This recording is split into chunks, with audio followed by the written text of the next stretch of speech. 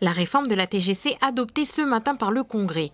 Reportée à 2 reprises, cette réforme s'avère beaucoup moins ambitieuse que celle prévue initialement par le 17e gouvernement. Mais son vote était nécessaire pour le groupe UCF-LNKS et nationaliste. C'est très important, c'est nécessaire parce qu'on a bien besoin pour terminer l'année 2024 dans de bonnes conditions. Parce que ça permet à certaines institutions, certaines collectivités, et ça touche aussi le chômage partiel. Donc c'est très important pour les Calédoniens, pour que, encore une fois, même si c'est un minima, ce texte-là soit voté. Les élus du Congrès espèrent convaincre le gouvernement national de leur bonne volonté, car cette réforme est une condition imposée pour débloquer les 9 milliards restants du prêt de 27 milliards octroyé par l'État. Il faut que l'État prenne une décision. L'État a demandé dans la Convention qu'il y ait une réforme de la TGC qui soit adoptée.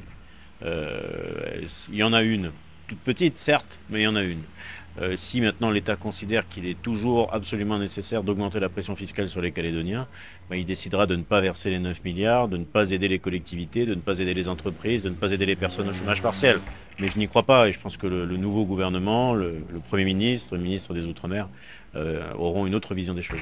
Une réforme moins ambitieuse qui doit ouvrir la voie à d'autres réformes selon les élus ayant voté le texte. Pour accompagner la nécessité d'aller chercher des recettes supplémentaires, il est important aussi qu'on doit aussi faire de la rationalisation dans les dépenses publiques. Nous espérons avoir une nouvelle stratégie désormais qui n'est plus celle de proposer à l'État, en tout cas que l'État nous impose plutôt des augmentations fiscales, mais que nous proposions à l'État des mesures d'économie de dépenses. La Nouvelle-Calédonie a un train de vie trop important aujourd'hui en termes de dépenses publiques.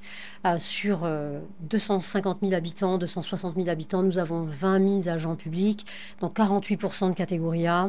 C'est une dépense que la Calédonie ne peut plus honorer aujourd'hui. Et on dit que c'est une réforme d'attente, c'est-à-dire que maintenant on attend du nouveau gouvernement qui se met en place une réforme d'économie de notre fonctionnement, que ce soit de nos collectivités, mais également de tout le système de santé, et puis une fiscalité qui prenne en compte l'évolution de la capacité des Calédoniens. Un vœu de réforme entendu par le président du nouveau gouvernement. En arrivant au gouvernement, j'ai découvert qu'il y avait un plan qui avait été travaillé par les services et par le précédent gouvernement sur l'évolution de l'administration.